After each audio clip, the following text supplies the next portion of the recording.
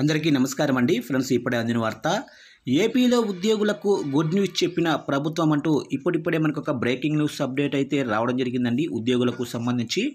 అయితే ఇందుకు సంబంధించిన పూర్తి వివరాలు అయితే మన వీడియోలో తెలుసుకుందామండి. ఆ గుడ్ న్యూస్ ఏంటనేది వీడియో మాత్రం ఎక్కడా స్కిప్ చేయకుండా చూడండి ఫ్రెండ్స్. అప్పుడే మనకి పూర్తి సమాచారం అయితే తెలుస్తుంది. ఇక వివరాల్లోకి వెళ్ళిపోదాము. ఇక ఉద్యోగుల బదిలీలపై ఏపీ ప్రభుత్వం మార్గదర్శకాలు జారీ చేసింది. మే 16 నుంచి జూన్ 2 వరకు రాష్ట్రంలో ఉద్యోగుల బదిలీలకు ఆర్థిక శాఖ అనుమతి ఇచ్చింది. ఆయా శాఖల్లో బదిలీలకు అర్హతలపై మార్గదర్శకాలు విడుదల చేసింది. రాష్ట్రంలో ఉద్యోగుల సాధారణ బదిలీలపై నిషేధం ఎత్తివేస్తూ ఉత్తర్వులు వెలువడ్డాయి. మే 16 నుంచి జూన్ 2 వరకు సాధారణ బదిలీలకు అనుమతి ఇచ్చారు. ఒకే చోట 5 ఏళ్లు గడిచిన రాష్ట్ర ప్రభుత్వ ఉద్యోగులను ఖచ్చితంగా బదిలీ చేయాలని ఆదేశాలు జారీ చేశారు. పదోన్నతి పొంది ఒకే ప్రాంతంలో 5 ఏళ్లు పూర్తి చేసిన వారికి బదిలీలు ఉండనున్నాయి.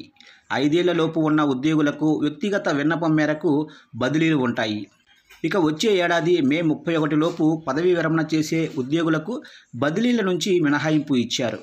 అందులైన ఉద్యోగులకు బదిలీల్లో ప్రాధాన్యత ఇవ్వనున్నారు. మానసిక రుగ్మత ఉన్న పిల్లల తల్లిదండ్రులకు వినతి మేరకు బదిలీల్లో ప్రాధాన్యత ఇస్తారు.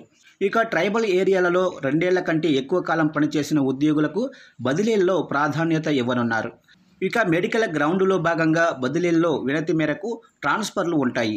వితంతు ఉద్యోగులకు బదిలీల్లో వారి వినతి మేరకు ప్రాధాన్యత ఇవ్వనున్నారు. ఇక స్పౌజ్ ఉద్యోగులను ఒకే చోట లేదా దగ్గరి ప్రాంతాలలో బదిలీ చేసేలా ప్రాధాన్యత కల్పించారు.